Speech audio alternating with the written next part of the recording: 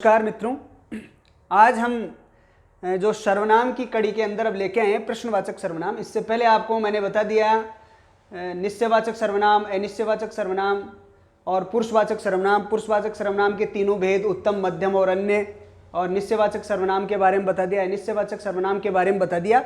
अब इसी कड़ी के अंदर जो अगला सर्वनाम है वो है प्रश्नवाचक सर्वनाम। अब प्रश्नवाचक सर्वनाम होता क्या है, पहले इसके बारे में अपन चर्चा कर लें, फिर इसके कुछ एग्जाम्पल्स हैं उनके द्वारा इनको स्पष्ट कर देंगे। तो देखिए, किसी व्यक्ति, वस्तु, घटना या व्यापार के विषय में प्रश्न का बोध कराने वाले शब्द प्रश्नवाचक सर्वनाम कहलाते हैं। यानी किसी व्यक्ति, वस्तु, घटना या व्यापार के विषय में कोई भी प्रश्न का जो बोध करवाता है, प्रश्न का बोध करवाने वाले जो शब्द होते हैं उन्हें हम प्रश्नवाचक सर्वनाम कहते हैं। अब ये प्रश्नवाचक जो सर्वनाम है, इनके रूप देखिए कैसे प्रश्नवाचक सर्वनाम होते हैं। एक वचन में उनके रूप क्या है, बहुवचन में उनके रूप क्या है, तो इनके बारे में देखिए। अब एक वचन जो है वह प्रश्नवाचक सर्वनाम है कौन, और कौन जो है वह कारकों के हिसाब से इनके रूप किस प्रकार से होंगे। जैसे कर्ता कारक में ये मैन है, मुख्य है, कौन जो है मुख्य सर्वनाम है, शब्द है, और फिर इसके बाद में ये कर्ता कारक में है, ये कर्म कारक में, ऐसे कर्ण कारक में। तो ये कारकों के आधार पर फिर इनके भेद हैं। तो देखिए, कौन के बाद में कर्ता कारक में किसने, और कर्म कारक में किसे, और फिर कर्ण कारक में किससे, और फिर जो संप्रदान कारक है उसमें किसके लिए, और फिर अपादान में किससे, और फिर संबंध में किसका, किसकी, किसके, और अधिकरण में होगा किसमें और किस पर। तो इस प्रकार से एक वचन में इसके रूप हैं। आगे देखिए, बहुवचन, बहुवचन में भी कौन शब्द ही मुख्य है।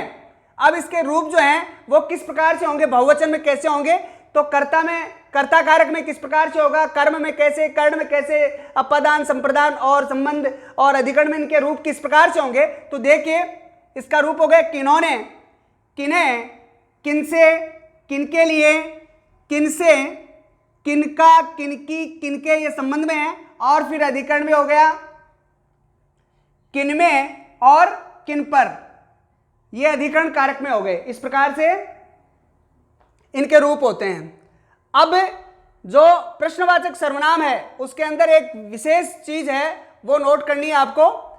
इसमें कौन, किसे, किसने, किससे का प्रयोग व्यक्तियों के लिए, यानी इसमें जो प्रश्नवाचक जो सर्वनाम होता है उस प्रश्नवाचक सर्वनाम में कौन, किसे, किसने, किससे का प्रयोग व्यक्तियों के लिए यानी सजीव वस्तुओं के लिए होता है, और क्या, किसे, किससे वस्तुओं के लिए प्रयुक्त होता है। यानी इसमें क्या हो गया कि किसे, किसने, किससे का प्रयोग व्यक्तियों के लिए अर्थात सजीव प्राणियों के लिए, और क्या, किसे, किससे ये निर्जीव प्राणियों, निर्जीव वस्तुओं के लिए होता है अर्थात वस्तुओं के लिए इसका प्रयोग होता है। अब इसके उदाहरण देखिए, जैसे कवियों को किसने आमंत्रित किया था, तो यहां पर ये किसने क्या है, प्रश्नवाचक सर्वनाम है, और इसका प्रयोग व्यक्ति के लिए गया है। यानी कवियों को किसने आमंत्रित किया था, तो ये किसने जो है वो व्यक्ति है, तो यहां पर किसने का प्रयोग व्यक्ति के लिए किया गया है।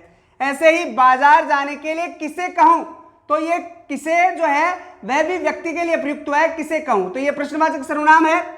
ऐसे ही आप चाय के साथ क्या लेंगे, तो यह क्या लेंगे, ये वस्तु के लिए, आप चाय के साथ बिस्किट लेंगे या आप चाय के साथ जो है नमकीन लेंगे, ये उसके बारे में बता रहा है। तो यहां पर क्या किसके लिए प्रयुक्त हुआ, ये क्या वस्तु के लिए प्रयुक्त हुआ, और ये किसने और किसे किसके लिए प्रयुक्त हुआ, ये व्यक्तियों के लिए प्रयुक्त हुआ। तो इस प्रकार से जो सर्वनाम होता है प्रश्नवाचक, वह प्रश्नवाचक सर्वनाम इस प्रकार से होता है। इसके मैंने आपको एग्जाम्पल्स बता दिए, इससे ये स्पष्ट हो गया है। अब इसी कड़ी में आगे लेते हैं हम संबंधवाचक सर्वनाम।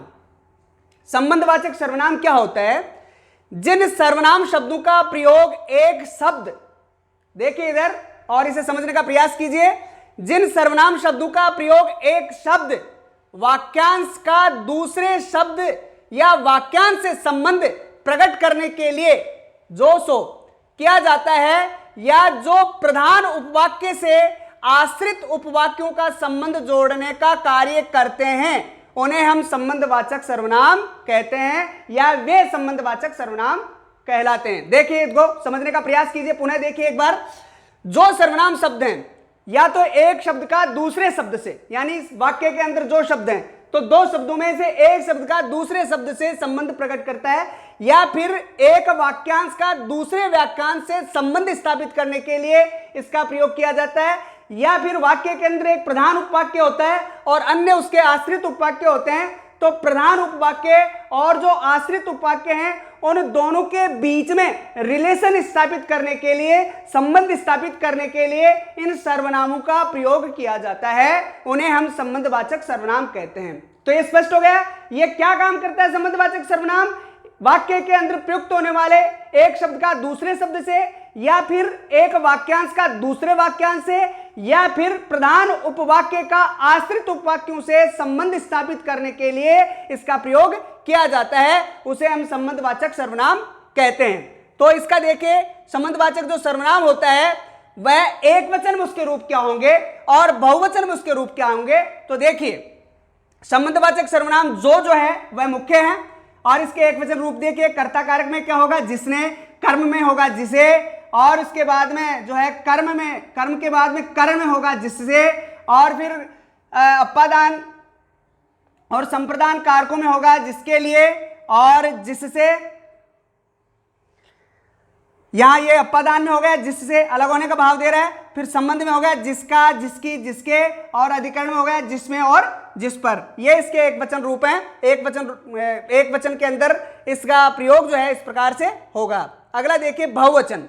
बहुवचन के अंदर इसके रूप क्या होंगे? मुख्य तो जो ही होगा, और कर्ता कारक में जिन्होंने, इसके बाद में कर्म में जिन्हें, कर्ण में जिनसे, और संप्रदान में जिनके लिए, क्योंकि संप्रदान का कारक चिन्ह होता है के लिए, संप्रदान के लिए, तो यहां पर जिनके लिए।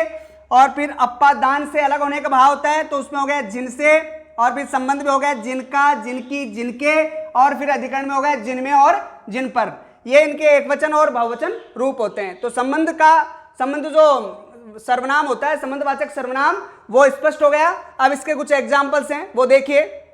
जैसे, जैसी करनी वैसी भरनी, ये दो वाक्य हैं। ये जैसा, वैसा, जो, जिसे, ये इस प्रकार से जोड़ों में आता है। तो इसमें देखिए, जैसी करनी वैसी भरनी।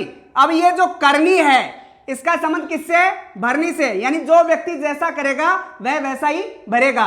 तो इस करनी शब्द में और इस भरनी शब्द में ये जैसी और वैसी क्या करते हैं? रिलेशन स्थापित करते हैं। इन दोनों के बीच में संबंध स्थापित करते हैं, यानी दो शब्दों के बीच में संबंध बना दिया इन्होंने कि जो व्यक्ति जैसा करेगा वह वैसा ही भरेगा। तो करने का प्रभाव किस पे पड़ रहा है? भरने पर, अर्थात फल प्राप्त करने पर। ऐसा ही दूसरा वाक्य देखिए, जिसे देखो वही अत्यधिक व्यस्त है।